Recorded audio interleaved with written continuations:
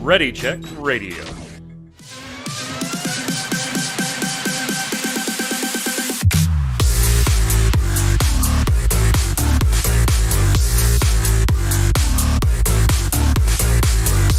Oh, the music's going. That means it's time for another episode of the Relic Grind. Ready Check Radio's Final Fantasy XIV Square Enix podcast. It's Thursday, 7 p.m. Eastern. We're doing it live, twitch.tv/Ready Check Radio. We've got chat ready to join in. Let us know their takes on Endwalker. That's right, Endwalker. We've been playing it, finally.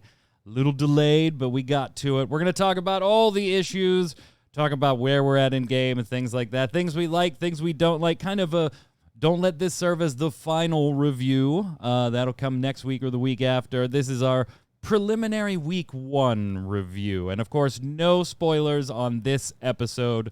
We will not be giving spoilers on this episode. So if you've been watching me cover this game since Gamebreaker TV, we'll do it the same way we did back in the days with Mr. Happy and Mr. Gary Gannon. We'll do this episode spoiler-free, and then next episode, that'll be 2 full weeks after launch. There will be spoilers, but of course, we'll give you warning then, too. If you're listening on Spotify or watching on YouTube, head on over to ReadyCheckRadio.com. The site's right there. Upper right-hand corner, all the socials. Click on them, follow them, subscribe. Tell your friends if you like what we do here. It's an easy, fast, cheap, because it's free, way to support us. And we definitely appreciate it. Joining me to go over all of this before we then sit back to play some more while watching the Game Awards, Mr. Chris Montoya, a.k.a. Tarkoth. What's up, sir? Greetings, programs. Man, what an experience this last week has been. It's just been a... Yep. That's about it. That's about it. Oh, I'm back. Okay. The 2002s. The 2002s. Tark reviving a joke I made back at the end, the A Realm Reborn launch. I think that video is still on my actual personal YouTube channel where I went up and knocked on my bedroom door where my wife was and got the login warning that somebody else was in there. So it was very funny. I thought it was funny. Wife didn't think it was funny. Also on the line, Mr. Adam Lane. What's up, Kronos? Not much. Just trying to recover from no sleep, basically. Right? Right? Yeah, it's been fun, for sure. I probably haven't had as many issues as some other people have had, but I still had some. Well, you have to log off to have those issues. Also true. Yeah, I mean, yeah. Look, don't blame the strategy, okay? Blame the game. All right, look. Haters gonna hate. So before we get to kind of where everybody's at in the game, let's first talk about those issues, and then we'll I think we'll just like run down our favorites, right? And some things we maybe didn't like, and generically, right? As far as dungeons and bosses and zones and quests and the story and stuff like that. We'll just kind of give our initial week 1 takes, by no means locking these in as our final verdicts. We're not there yet. There's still a lot to explore. Even if you're done with the MSQ at this point, there's still a lot to unlock about Endwalker. But I think we should start with the issues, gentlemen, because we talked last week about, hey, maybe they're expecting these to be a little worse than they usually are with all the fair warning posts and definitions of error posts before we've even seen the errors, and which, hell, I'm all for, by the way. I'm glad that they put those up. I remember when Diablo launched, nobody knew what the hell all of those errors were. I'd rather know. Yeah, I'd rather know in advance. But it hasn't exactly been a smooth launch for Endwalker.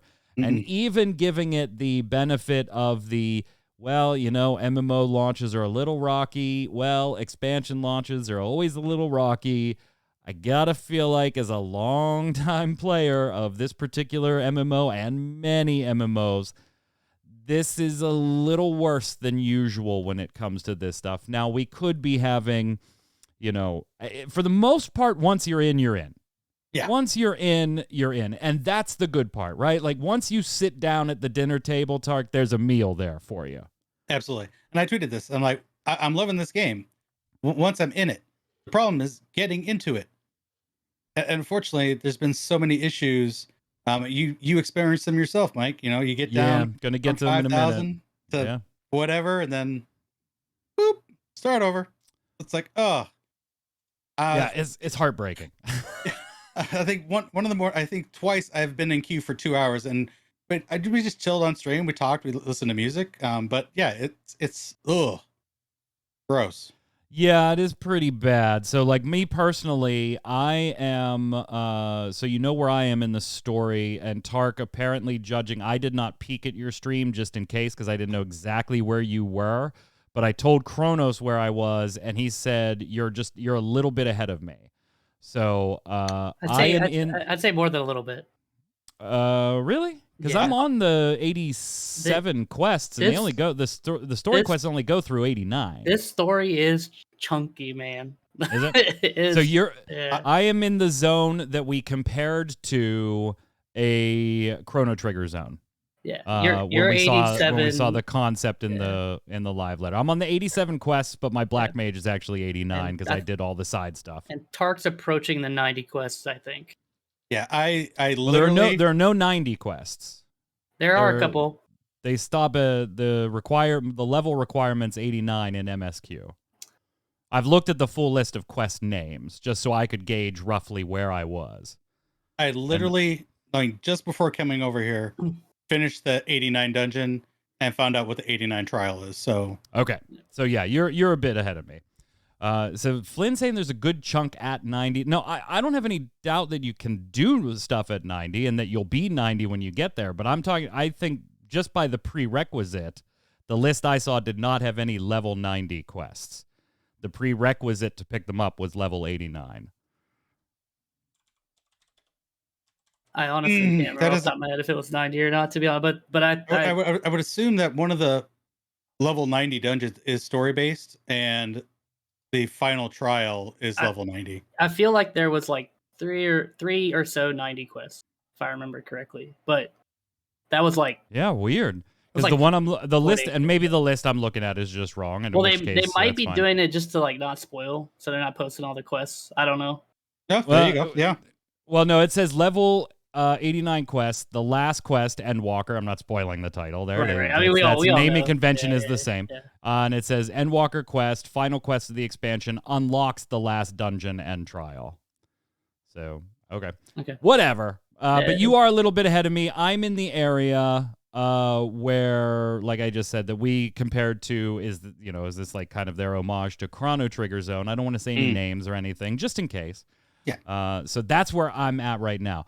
I didn't get to play it all Saturday or Sunday. I played for probably about 7 hours-ish, 6-7 hours on Friday on launch, and then I did not get in at all Saturday and Sunday. Now, I had like a couple things to do, so a couple hours I wouldn't have been in at all anyway, but Saturday night was awful, gents.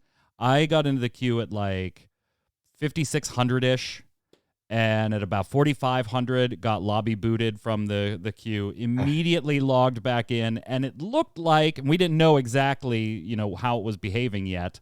Those posts hadn't come up, but it looked like it relatively saved my spot. I was in close to the same spot.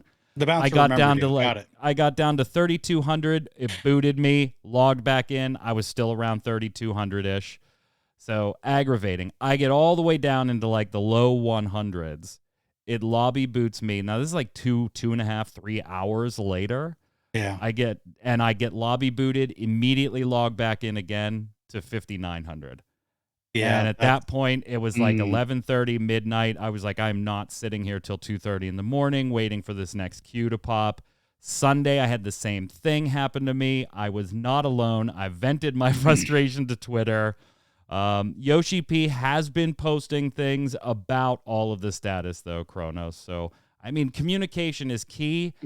I've also seen like people that are just like wildly apologetic. And I am a Square Enix fanboy. I am a Final Fantasy extreme fanboy. And I'm a Final Fantasy XIV mega extreme fanboy. But when they get something wrong, they get something wrong, and that's okay to be mad or upset or frustrated or Criticize. I want some more communication or criticize that. Yeah. I think that's a totally fair game, and you know what? I think Yoshi P, Adam, would think that is totally fair game too. Yeah, no, I think everybody has a right to be upset. I've seen a lot of arguments lately. Like I said, me personally, I had the one time where it was probably like 3,000 or 4,000 in queue, got to 99, got booted out, got reset, and that felt kind of bad. Yeah. However, like I guess like I have had a different mindset coming in because I scheduled so much time around playing that I just got right back in and I just waited another couple hours and then got back through. So that, like I didn't have the same experience you had, but I absolutely like if I had that experience, I would not be happy, and there's nothing wrong with not being happy about that. The funny thing is, like these 2002 errors have existed for a long time. Yeah. It's just never really been as big of an issue because we don't have the player base isn't as big as it is now. Like I think I looked at the Steam numbers on Friday, and it was like double Shadowbringers just on Steam.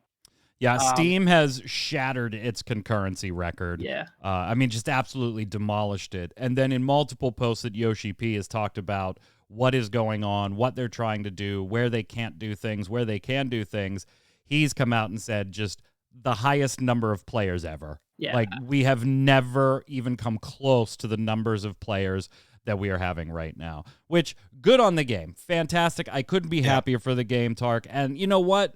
As much as I might hate it, I don't mind waiting in a queue. That happens. I might get a little angry, a little frustrated, a little snobby, a little bitchy, particularly if I hadn't had a Snickers bar, right?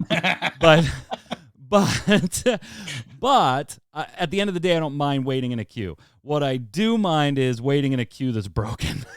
Yeah. That's where you start to lose me. Exactly. I said that on stream. You know, I don't mind being in the queue. You know, it says 6,000. Okay, that's fine. I'll wait my time. But when you get booted out and you pray and hope that the bouncer remembers you when you get back in line, that's a nerve-wracking thing. You know, you just want to play and you hope. I can deal with queues, but with the booting and maybe being reset, I believe this is probably the worst launch that 14 has had to date. I disagree, but for different reasons. See, I hesitate. The only reason I hesitate to say the worst launch they've had is because I remember the A Realm Reborn launch. I'm not even counting ARR and here's the thing. Once you get in, it's butter. It's butter, great. baby. It's like I haven't even had rubber banding anywhere, let alone like full-blown disconnection issues or anything. Like once you are in, it is butter, baby. You're going to love it. You're going to have fun. You know, MMOer is going to MMO. So I can't say it's the worst launch ever. There's just so many again, I'm going to get into I guess a little bit of what I just said is kind of stupid. Don't be an apologist when you don't have to. Mm-hmm. There is the whole semiconductor thing that is preventing them from spinning up new worlds, but, you know, that's not going to go away anytime soon. I don't hold that one against them. They're opening up test realms for public use just to try to alleviate the load. I mean, it's like I can be frustrated at you, but I can also understand that your hands are probably mostly tied at this point. And when you do get in, where I do give them a little criticism, Kronos, is just everything about the infrastructure to get into the game or even buy the game is just so archaic that I have no idea why that hasn't been upgraded along the way. Yeah, they need to update. They need to like overhaul the whole Mog Station. Like, I mean, I think they actually did update it this week. So I went to look, like, put my code in. It looked completely different, but it's still like kind of outdated. I feel like they need to put a lot of money into that, and it's not like they don't have the money to do it. Like, they need to do that. Now, Yoshi P has said, I think at some point that there's actually like legal reasons why they do things the certain way that they do, and I'm aware of all the red tape in IT. Like, I mean, I've worked for several companies. I actually think this is not as bad as Stormblood. I'm of that mind. But I understand why people think that it is and like why they have that opinion, because the 2002s they suck. They shouldn't happen. It's definitely on Square. They need to like. People need to stop getting upset at people getting upset because they're upset. Like it's really annoying. It's totally fine to be upset here. But personally, I think Stormblood was like, even once you were in, was just a broken experience. Like people only remember Ralbon. There were several things that was wrong with that launch. Sure, you could play old content, but like So at this, I saw an argument happen between like the Work the Game guys. It was actually a really interesting video where they like talked about which one was worse. Because I feel a lot of people are talking about those two specifically because those are the most recent that people really remember. I think a lot of people that play now didn't play AR or 1.0 on launch. So those are the two that are really in people's minds. And like, yeah, like it was, I think Chris brought up like an argument that it's like, it's like a restaurant that we told everybody to go to. And I think it's really good. Like it's a really good analogy. Like well, everybody's hyping this up. Of course, there's going to be more and more people coming. The game's great, so they stay. And then you have people that are taking a break and it all comes back. It's like a perfect storm type of deal. Yeah. Raubon, it was like you were going to this steak restaurant where you wanted to eat steak, but all you got was stale breadsticks. Like you, like that was it. Unless you were the person logging in and you were leveling Samurai or Red Mage at like server up all the way through Sunday, you were like either stuck in the first zone doing fates on half of the first zone, or you were like queuing for old roulettes. Just to level stuff for the sake of leveling it, just to be on, or you were like me, like an insane person, just clicking Raubon for like 8 hours. And then once you got past Raubon, then you're clicking Pippin for like 4 hours. Yeah, there were multiple bottlenecks like back then. To me, Stormblood was broken. Shadowbringers is very unfortunate, and the 2002 is a broken thing. Don't get me wrong; it is 100% a broken thing. I'm glad they're like fixing it now. I just think that once you're in Endwalker, it is a complete experience, and like I've seen a few small bugs, but nothing even remotely close to any of the Stormblood bugs that existed. That's why I personally feel that way. Yoshi P. Tart giving the usual stuff too. Suspension of housing demolition for inabilities to log in, which makes sense since those are on a day timer, and if you can't get in, you can't get in. And then a 7-day free game time added to everybody's account coming up here. They are reserving the right to extend that if need be over 7 days. These are the things that like I'm totally, you want to be mad and frustrated at certain things. I am too, and you know what? You're totally right to be. It's fine. You can like a product and be mad at it at the same time. Yep. Anybody that thinks otherwise is just, I think, being a little unreasonable. But the thing that I have to respect is these are the actions, the public-facing actions, and there's many going on behind the scenes that I'm sure we're not aware of, but the public-facing actions that you just don't see other companies do. And if they didn't give free game time, I don't think people would be clamoring for free game time as a recompense, but because they did, that helps out. That helps take the sting out. Yeah, it doesn't mean much in the grand scheme of these are the days I took off from work to go do this. You can't give me those 7 days back, but I can at least appreciate the gestures being made, the customer service that goes on top of being a live service. Yeah, I appreciate the 7 days. For those that took that time off, it doesn't really mean much. When you want that time and experience now, thank you for this extra 7 days, a month from now when it's tagged on to the end of my sub. I appreciate that. But you want to be able to play the game. And yeah, I completely agree with you that, you can love something, still be upset with it, and give honest critiques about it. There's no if or, it's, this and. It's not a black and white. There's allowed to be shades of gray here. Yeah. And the only reason I think that this is the worst launch is because you can't get in the game. With Stormblood, I saw that Raubon issue. I was like, F this. I went and did Red Mage. I did Botany. I did crafting. I did whatever else I could. And then once it resolves, like, okay, now I can proceed. So I was actually in the game. The problem is you can't get in the game, and you keep getting booted out, and you don't want to. It's frustrating, super frustrating. Yeah, and I think that's all going to come down to being subjective. Like, would you rather have these troubles but not be able to get in, or get in and then have troubles and not be able to play the content? Which one's worse for you is, I think, going to vary person by person. But what isn't going to vary person by person is the pizza eating emote. That is underway right now. If you order a delivery via Grubhub and you use the promo code Endwalker when you check out, you will score in a little bit here the Eat Pizza emote inside the game. By the way, if you do it during the Game Awards, which are after this show, the first 20,000 orders done during that qualify for free delivery by using that code as well. Anybody making sure, like, do you already have it pulled up on your mobile phone there, Kronos? Got to get that pizza eating emote? I have the tab open on my computer. I'll probably do it No, at some you point. don't. I do. I do. Yeah, as soon as like someone linked it to me, I was like, I'll just keep that open so I don't forget, and I'll just do it. I can be lazy for one day and order food that I was probably already gonna get anyways for something in the game. Here's the bitch of it at my house. I did the show notes yesterday. I knew about it because I covered it for MMO Bomb the day before or yesterday morning. I don't remember which.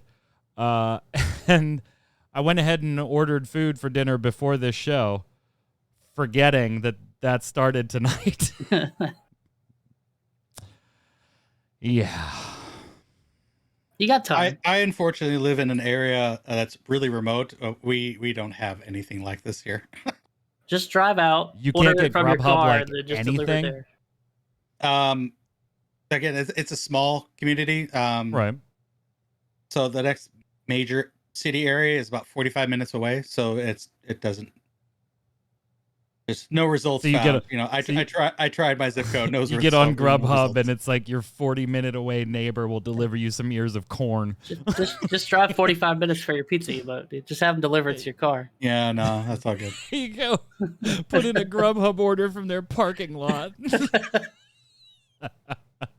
You can place the order anytime, starting now until December 15th.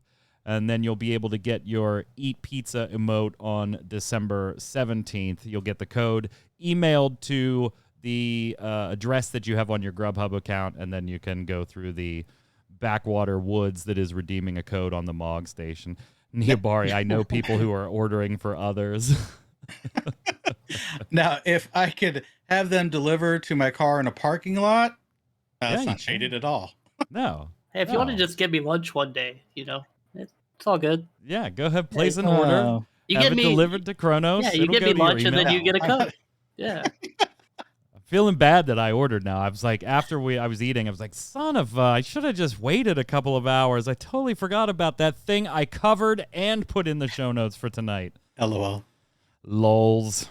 All right, gents, let's go through it. Here's the way we're going to do it. We're going to do it the old-fashioned way. Haps and I used to do it on XIV Reborn. I'm going to give you a topic. Keep it spoiler-free. So no names where I think you all can recognize, like, even I'm not completed, Tark, you're not completed, but we do recognize there are some spoilers that we've already come across, and names and things like that. So keep it spoiler-free. I'll give you something, and you give me what you really like about it and what you really might not like about it so much, if there is one. And I think right away, to just get it out of the way, we'll talk story first. Not the actual content itself in particular, but Kronos, we'll start with you and kind of, this is the be-all, end-all for the Hydaelyn Zodiark saga, right? We knew that going in. Is it satisfying? What did you think of the pacing? Give us your impressions of the story as being somebody that's all the way through it, and then Tark, you and I at 60 and 70% through it, we'll give our impressions after Kronos. Is it satisfying? Yes. Is it my favorite expansion? No. I actually think the pacing at some parts is not great, but I still really enjoyed going all the way through. It was still great. But it's not my favorite expansion. I do think it wraps it up pretty decently. But I do think it does have some pacing issues. I do. Okay, I'm glad I wasn't the only one. I hated the first 2 hours of this. I honestly I did not enjoy the first 2 hours or so of the expansion from a story perspective. Like, from looking around at the sites and all that, we'll get to like zones and things like that in a minute. But from a story perspective, there are some real uneven bits, and it starts slowly. It's early, yeah. And yes, like, of course, they're going to do some recap stuff to kind of catch people up that maybe played the last patch and then didn't come back to the expansion, and they do that in every expansion or every big patch even.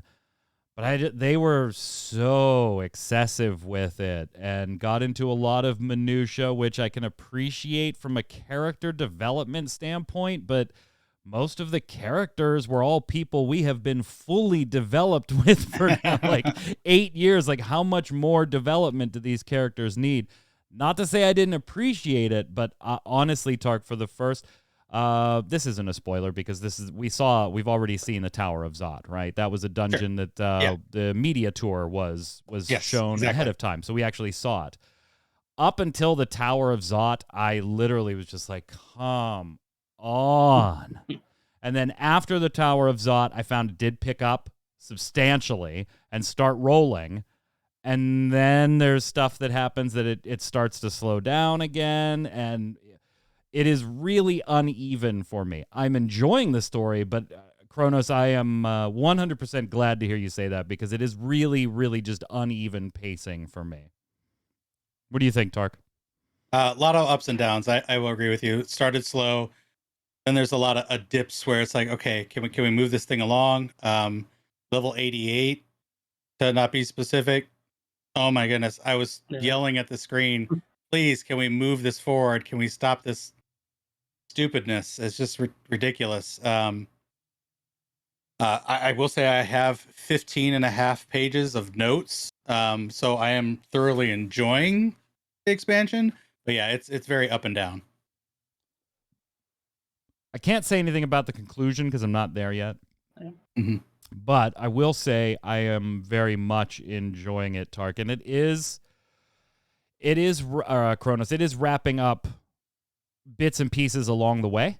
Yep. Certain things get tied off along the way. It's, we're going to be building towards a big, finish, just like any movie or any video game does. But it is wrapping up pieces along the way. And it is interesting to see how some of these pieces are being wrapped up.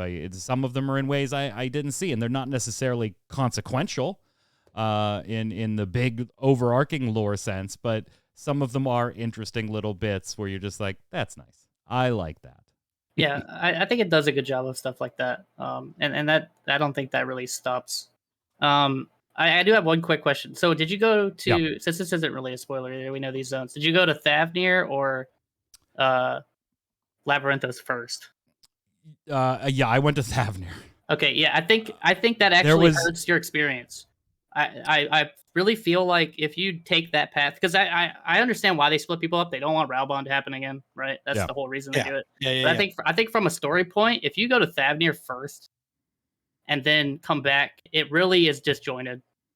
See, I didn't feel it was disjointed narrative-wise. I went there because the last thing I wanted to do after walking around Charlian for an hour or so, doing nothing but reading, was to walk around Charlian more, doing nothing but reading. I went to Thavnir. So that's why I was like, let's go to Thavnir so I could just, start exploring a zone, get some aetherite or some aether currents, and do the main story and do some side quests, get into actually MMOing, because right now I feel like I'm playing a graphic novel. Yeah, I think that's a problem it has too, and I think that goes to pacing. Is I just feel like the battle parts are very spread out, like very, very spread out, and so you end up like this thing where you're walking around and watching cutscenes and reading dialogue a lot. And for some people that they're gonna love that. Oh yeah. But for me, like I started. I don't know if y'all started doing this, but I started I'm like, okay, I've been doing this for like 4 hours. I'm gonna fight a fate because I want to hit something. Like, I just want to hit something. So I like literally I would just pull a fate and solo it by myself, because where I was at in the story, most people weren't there yet. And I was just like, I just want to hit stuff with my new abilities. Like, I hear you. Let me smack something around. Tark, since we're talking about zones, Thavnir, Charlayan, Garlemald, the Moon, all the rest of them, really there's only one location that we're not going to say the name of because that was not shown in live letters and things like that.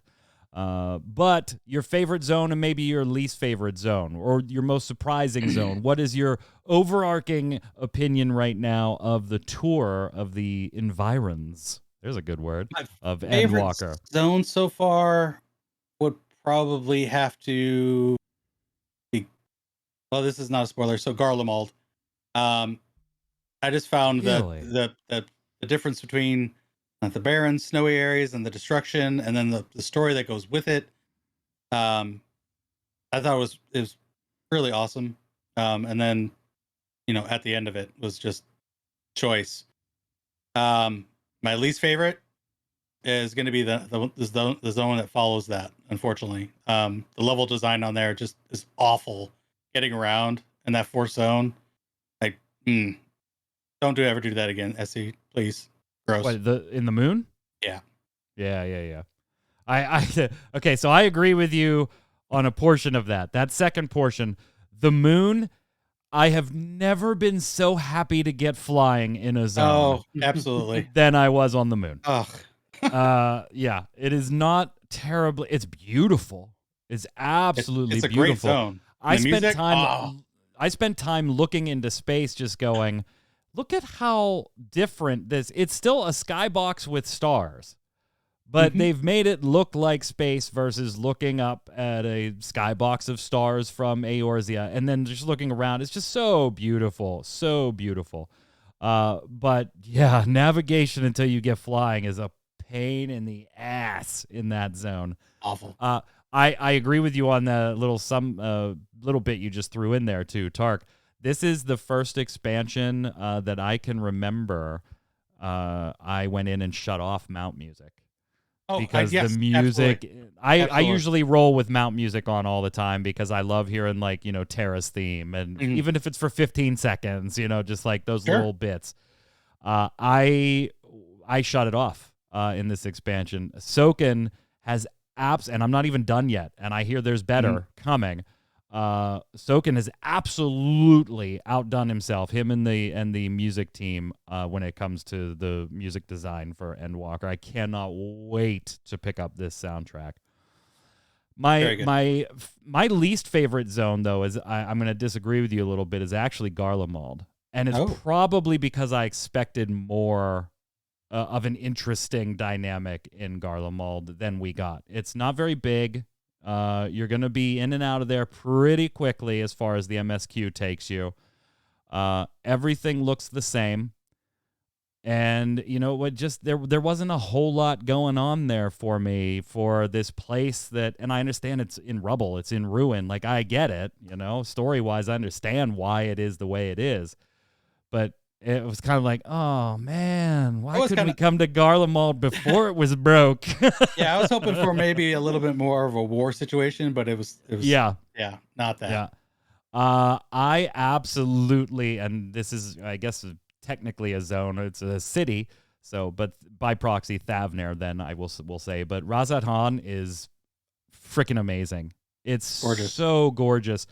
When I saw it in the live letter, guys, I thought, man, that zone's going to give me a headache. It is too chaotic as far as the color schemes and just being all over the place and stuff. Very vibrant. Super vibrant, and I'm like, that's going to give me a headache. But walking around in there, doing the story bits that are in there, I mean, I love that city. And Thavner's good too, but the overarching zone outside of it. But Razathan is, that is by far my favorite so far. I am just like I'd say about a third of the way through question mark zone, and it is very beautiful, so I may change my opinion when we get to our full reviews, but where we're at right now, Razathan does it for me.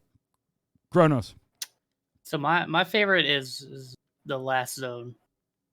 I'm a big music guy, so I really like the music there. I also turned my mount music off for this expansion, but I do that for every expansion, so I just like to hear the music for the first time and see which zones I really like based on music. My least favorite, though, I think Labyrinthos is my least favorite zone. I don't know. I didn't like traversing on there. At least the moon I felt like was prettier to look at. Even though I agree, like traversing the moon without flying was a bit of a bitch. But like, especially if you don't remember where the bridges are, you got to zoom in on your map. But yeah, I don't know. I just didn't find Labyrinthos that interesting, I guess. Fair enough. Wow. I will say it was a little bit difficult because my primary goal getting into each zone is like, all right, I got to get 6 fates done as soon as the gemstone trader's up, because I want that writing speed map. So that was my primary goal, getting into each zone. Labyrinthos was a pain in the butt because if you were on the upper level and all the fates were down below, you couldn't take the lift, you had to go all the way around, and hopefully the fate didn't end before you got there.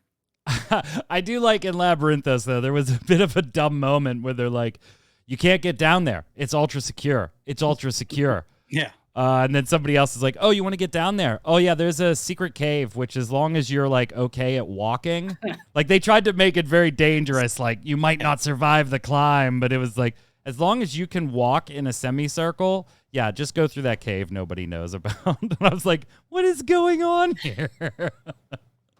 While we're talking about going these places and doing things, what about the quest structure? I'm going to start first.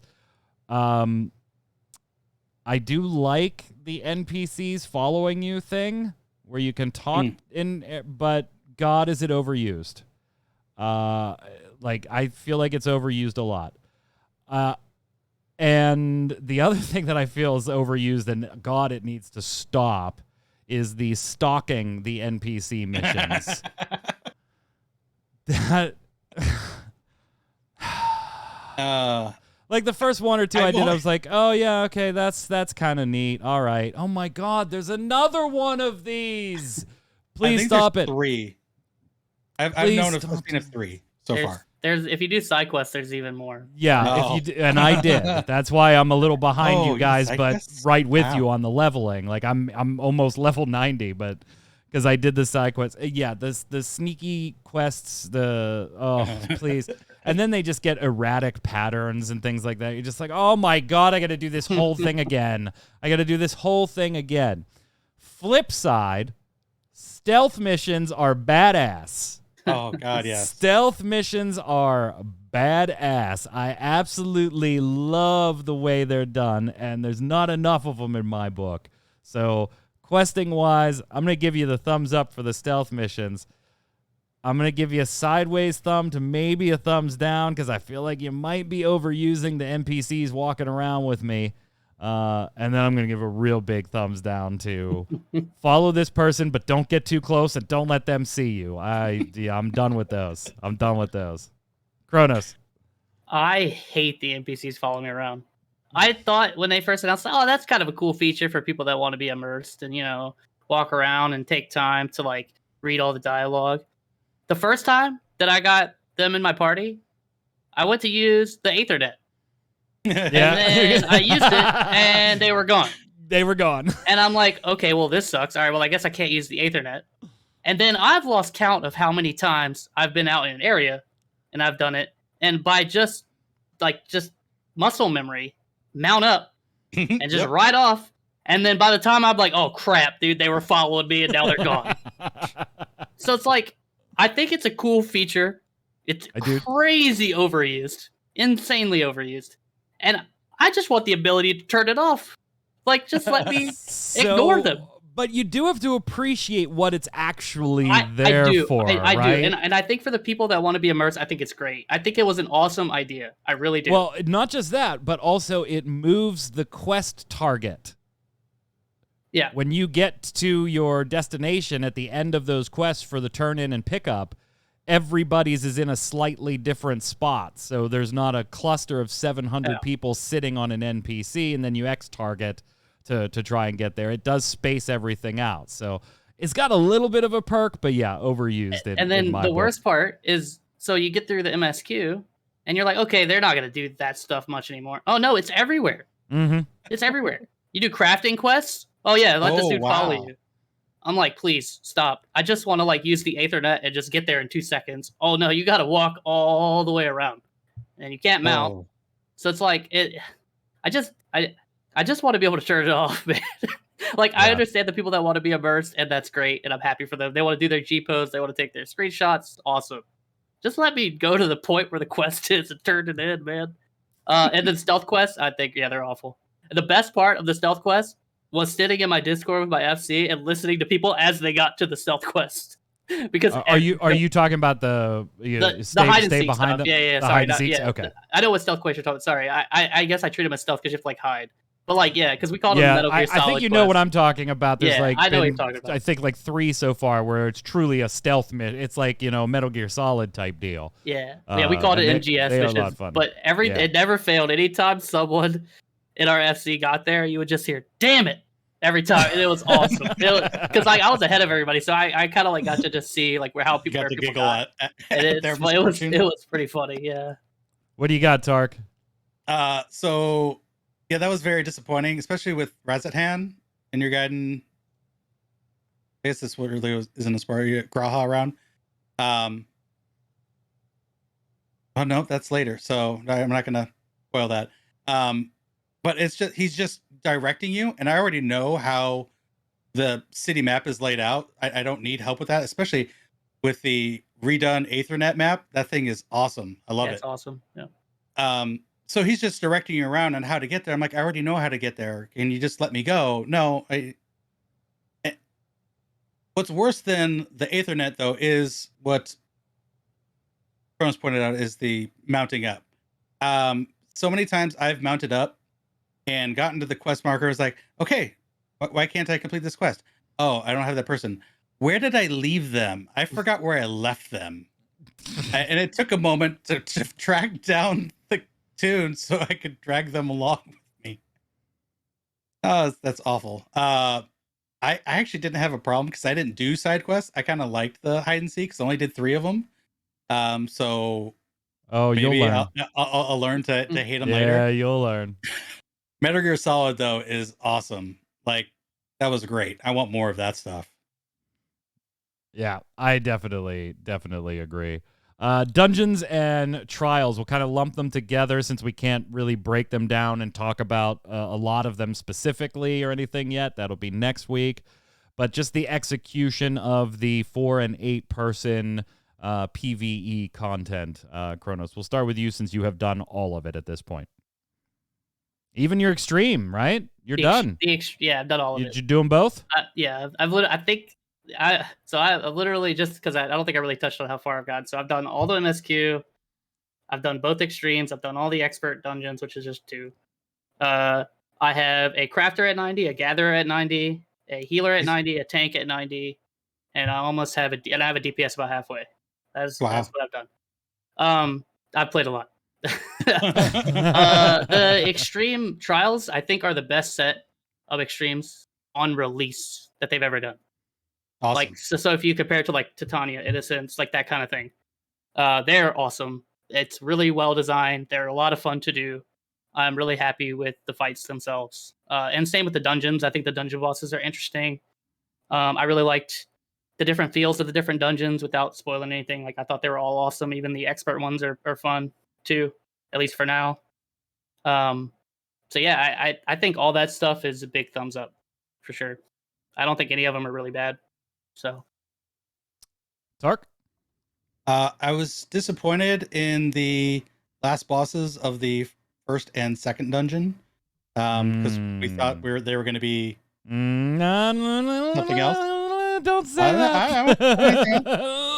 And then so the trial shocked the hell out of me. That is so close. The trial shocked the hell out of me. Favorite dungeon though's probably got to be the 79 dungeon so far. That was awesome. 79. You like that Stormblood or that Shadowbringers content, huh? Sorry. You just love that Shadowbringers content. Can't get away from it. And it's like, wow, this is awesome. So good. And then now the next reveal, and I'm like, oh, wow. Okay. I'm in the big WoW phase, I think. Obviously, I still have the endgame trial and endgame dungeon. I have one more dungeon before that, too. So I'm through 1 trial and 3 dungeons? 3. I think, yeah, 3. Yeah, sounds right. Yeah. Tower, and the 3rd. So, yeah. And I'll tell you what, the 3rd is where I noticed this little small tidbit, and I really appreciated it. We all in the live letters and stuff made fun of Thavnir basically burning to the ground and looking like a mess. Did you guys happen to mouse over and check the weather in that area? I did, because the first dungeon is where I actually got a chance to do it, or the 3rd dungeon is where I got a chance to do it. It's a balmy apocalypse outside. It's a bit of a balmy apocalypse. So yeah, if you have not, there's all kinds of little nods. It's Final Fantasy XIV, but all kinds of little small bits. Make sure you're looking at it. Yeah, it's just a little balmy apocalypse outside right now. Don't worry about it. Just wear some shorts. I will say that as much as I enjoy the aesthetic of the dungeons and trials so far, as much as I enjoy the mechanics, they still suffer greatly from stuff we have talked about ad nauseum on this show, in that they are straight line, they are broken up, they are, run-of-the-mill Final Fantasy XIV dungeons. That doesn't mean that I don't enjoy them, that I don't love them. Some of the bosses, like I didn't know in advance, the second dungeon, who the first and second boss were. And when I got there, I was like, that is super cool. I like seeing them here. I like seeing that boss. I like seeing that boss. That is really cool. And some of the mechanics are a lot of fun. A couple new icons and stuff that you kind of, what is that doing? What is... Oh, okay, I get it. So pretty intuitive as far as the design goes on the new icons and new telegraphs. I do really like it, but they are more of straight line, enjoy the scenery, do these pools, do a boss, do these pools. And by the way, we're going to break it up with zone markers, or we're going to break it up with the environment not letting you get to certain points so that you cannot just single pool boss speed run like the old days. So we already talked about the NPC follow system. How about the new classes? I'm going to leave this to you, gentlemen. Without the Saturday and Sunday hours I had allocated, I am way behind as far as getting to Reaper or Sage, so I will defer to you. Tark, have you played either yet? Well, I mean, you started at Sage 70 as your main and then burnt to 80 and started to Endwalker. How you digging it? I love Sage. It's a strong kit. Lots of off-global cooldowns. My hang up that I need to remember is I got to put Cardion on. That's important. And then I can't just focus directly on DPS, especially if it's a big pull. I got to remember, I got to actively heal if it's a big pull. But the kit is strong. There's a lot you can do with it. It's a lot of fun. And oh my God, it's not a book. I get pew pew guns. It's great. Played Reaper yet? No, haven't touched it yet. Okay. I'm trying to get through MSQ and then we'll deal with other stuff. Kronos. I've played both for a little bit. I haven't maxed either one out though. There is a guy who went through the whole main story with Sage in our FC or in my raid group, and also there's 2 people in my raid group that played Reaper all the way to 90 as well. And they all like it a lot. Reaper seems really flashy, like the animations are really cool, and they also seem insanely strong from what I've seen from the EX trials. Sage seems just good. I don't think they're going to be bad. I've played with a lot of Sages now, and yeah, I mean, it seems to work pretty well, and I think they look pretty cool. Both these jobs are like really flashy. Like you could tell, like these are the new jobs. So they look. Yeah, really they got a lot of sparkle going on. What about the classes you main, Adam, and the class changes that you've been messing around with in each one? Yeah, so my first 90 was White Mage, because I always do White Mage first. It was still fun. I still have the same gripes with White Mage that I had. I mean, I kind of figured I could read the tooltips and kind of know that that's what's going to happen. Their level 90 skill is a lot of fun to use, though, and I like that they're kind of feels like they're designing around those healer skills, which is awesome. Like the equivalent with Sage being like Panheima, which is pretty cool skill. Paladin, it's funny, on Paladin, you don't put a single button on your bar. From 80 to 90, but it's still like every upgrade still feels really cool, especially 90 when you get the big Rain of Swords combo. But it's like because that combo just comes off Confiteor, so it's the same button, and then the Spirits Within is just a button upgrade, and the rest is just like traits and stuff and other upgrades. It's a lot of fun though. I really like Paladin all the way up, and I'm in the middle of leveling Dancer now, so. Yeah, and it's the same on Black Mage, maybe not quite to the extreme as Paladin is, but literally we add 2 buttons along the way, our 90 ability and one before that to give us a polyglot. Everything else is subbed out, right? Blizz 2 and Fire 2 become High Blizzard 2 and High Fire 2. So those just get subbed out automatically when you get the trait and all that fun stuff. So yeah, honestly though, now I have my double triple cast. Now I have my double sure cast as well. and I'm like 90 or 80% away from getting my level 90 ability. I am really, really enjoying the changes to Black Mage. And I expressed a little bit of concern last week on maybe it was opening up too much mobility. I'm going to tell you that just simply based on the first trial, no. That is not the case. It is nice to feel more mobile, but I still have to be just as concerned about where I'm moving and, more importantly, when I'm going to move to keep up an adequate rotation to stay up on the DPS chart. So I'm enjoying it so far. We'll see what it's like when I get to the extremes, if that holds, if that difficulty still holds, or if I find the enhanced mobility, to be knocking down the difficulty of extremes a little bit for me. I think that'll be a better test than the leveling experience. So I got to get there first. And then I'll report back later on what the enhanced mobility does in an extreme difficulty. But I absolutely love it. Love the kit. Having a blast with it. Thumbs up so far. Yeah. Tark. Awesome. Did you go already? I don't remember. But just to touch on the two in the chat. Oh yeah, Tark did. Tark did. Sorry. Summoner, I've realized that I need to make their stuff smaller, but I kind of figured that was coming. I can't see, man. Especially when there's multiple summoners, I can't see. I'm just a little Lalafell, dude. Titan's like 5 times my size. Astro, have you seen the size of their Earthly Star now? Yes. It's amazing. It's a caster LB3. Yeah. Yeah, it is. Yeah. Like, so big. it's ridiculous. I mean, cool, but it's ridiculous. Now you have no excuse to not be in the bubble. Yeah, if you're not in it, you're just glitching. Yeah, it's just your fault at that point. All right, before we wrap it up, we got a few tidbits of other Square Enix news, and then we'll let you get to the Game Awards. Good luck to everything that Square Enix is nominated for tonight. We do have another new trademark filed by Square Enix. See if you guys have any predictions on this one. They have registered Engage Kill. Now, they registered that in November. It was made public on December 6th. It was filed under all categories used for video games, so who knows? Could be a new title, a new IP, a subtitle to something we already know about it being in development. We don't know. I mean, it might not be called Engage Kill, but that is what the trademark is for. Any guesses, gents? I got nothing. Nothing. Off Got the top it. of my head, I'm like, sounds like a shooter of some sort. I just no. I don't know. Don't say like that. we don't need then we got Outriders, mobile game. Keep working on that. I wouldn't be surprised if it's a mobile be game. I think surprised. Niabari might be right. Oh, what if do we know the name of the Outriders expansion or whatever? World We don't. Breaker? Yeah, we do. Yeah. Okay. World Breaker. I couldn't remember. I was gonna say maybe it's that, but if they already have the name, then. Ferris, thank you for your 12-month sub.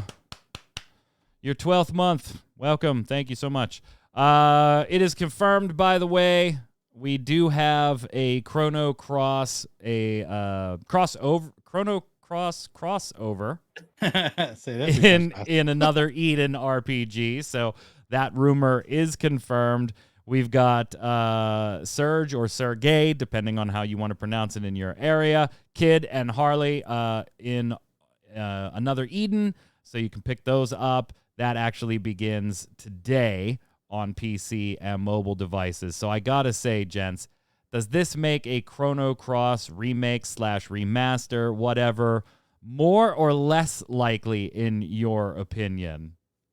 More. Absolutely more. There's like it kind of comes out of left field if they're not doing It's something like, with Chrono Cross, right? Why do Chrono Cross? Like, I feel like I don't understand it. Yeah, last time Mike said 100%. I don't remember what yours was, Target. Mine was like 99.9 repeating, so it can't go but so much higher. Yeah, I mean, I was already there. I think the only thing we were debating is whether they announce the remake or remaster this year. Tonight. Yeah. Well, we kind of like got to go with tonight. Tonight on the Game Awards. And I said probably. Yeah, I put it pretty high. Initially I almost went 100, but then talked me off the ledge, and I think I went with like about 80 instead. And a sidebar, because I thought you gentlemen and our viewers would like this. Fortnite has just added an event with Spider-Man, which means they got Spider-Man at roughly the same time Marvel's Avengers did. But that's not what I wanted to tell you. I wanted to tell you that Spider-Man did come to Avengers as promised on the 30th for you PlayStation owners, but it didn't come with any story content, Kronos. And I totally forgot about that when we were talking about it, and I wanted to bring it up. Zero story. Hawkeye, story. Black Widow, story. No. Spider-Man, fuck it. Put him in there. I love their explanation of why, though. Yeah. It's totally ass backwards. They didn't want to put story in there because they didn't want to have content that's available only for one platform. Which, why do you then just have Spider-Man on just one platform? That's content that's just one platform. It's like, you can't have it both ways. Yeah, you can't it's have it both ways. absolutely staggering. Absolutely. I mean, that fulfills the contractual obligations for Marvel's Avengers. So the next time we talk about Marvel's Avengers will probably be the shutdown notice. Yep. Let's slide over and go to Love It or Leave It.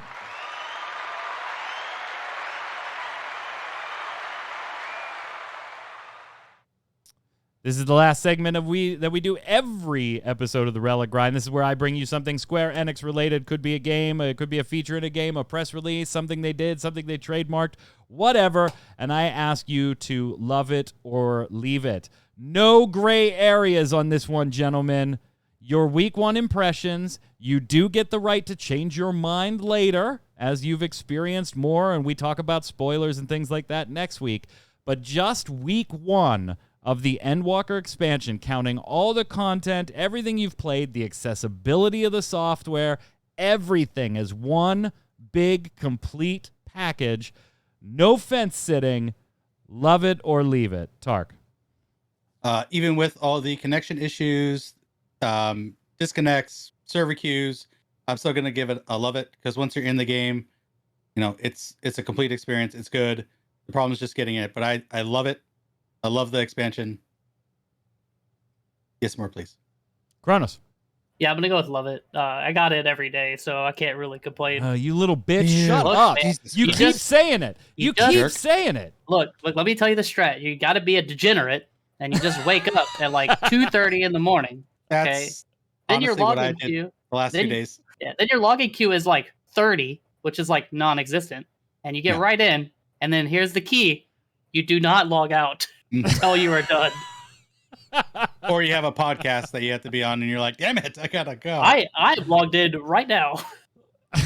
He has not left. He's not left. When we were waiting for Tark's late ass to join the show, he was still in game. He was still in game. I was questing. See. He was still there. Okay, so this is tough for me, gents, because I was probably out of the three of us impacted the most by the accessibility issues. In a very, 2 full days taken off of me. So that sucked. That really sucked. I've made up ground. I'm loving it when I'm in there. I'm sure next week I'm going to love it. I'm sure next week if I give you the same question, I'm going to love it. Yeah. But I got to say leave it on behalf of all the people that have just been absolutely shellacked by pointless issues. That's not to say I don't love the content. I don't love the story. I'm not enjoying while I'm playing it. But I said no fence sitting. And it would be really easy for me to say I almost love it. I almost love it except for that one piece. But that one piece happens to be a barrier to entry. Yeah. And that's a pretty big deal for me. So I love you, Square. I love you, Yoshi P. I love you, Endwalker. And next week, if I ask the same question, final review, love it or leave it, I'll probably say love it. But I'm going to give you the leave it today because of you took some days of my life that I can't get back no matter how many free subscription days. And I got to give that, I feel like, on behalf of all of my fellow brethren and sistren that were sistren? Is that a word? Brethren and sisters? Hey, Faye, what it like brethren? Like brethren's gender. Brethren's gender neutral, isn't it? Yeah, that's everybody. Yeah, I think it's technically supposed to be, but I like the new addition to the canon. I think Sistren. Sistren. Sistren. Yeah. Yeah, but isn't a cistern an actual word? Cistern this is a is a cistern. place. Yeah, This we're is a switching the cistern. R and the E. So Yeah. Oh my yeah, God. yeah, yeah. Technically All right, the- brethren and sistren, on behalf of all of you slapped by the same issues, I'm gonna give it a leave it. But don't you leave it when this show is over, chat, because going live right after this, we've got Faye Death. She's back from the holidays. How are you, Faye? I'm hanging in there. And no offense if you don't stick around, because I know the Gamer Awards are on, but I'm going to die a lot at the hands of an android. So it will be entertaining. If the awards suck, just come back here and We we'll got have some something fun. for you. Yeah.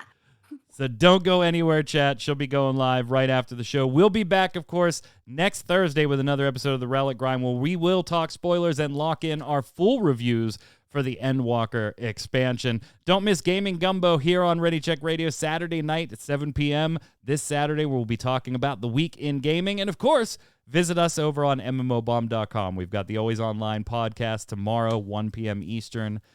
Twitch.tv/MMOBomb. Until next week, Kronos, where can everybody find you? Yeah, same as always. Twitter.